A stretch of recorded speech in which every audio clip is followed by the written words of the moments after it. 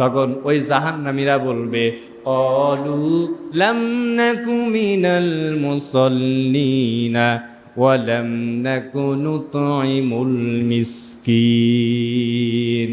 জাহান্নামীরা সেই দিন সবাই এক জবাবে বলবে যে আমরা আজকে জাহান্নামে আসার অন্য কোনো কারণ নাই, দুইটা কারণে আমরা জাহান্নামে আসছি।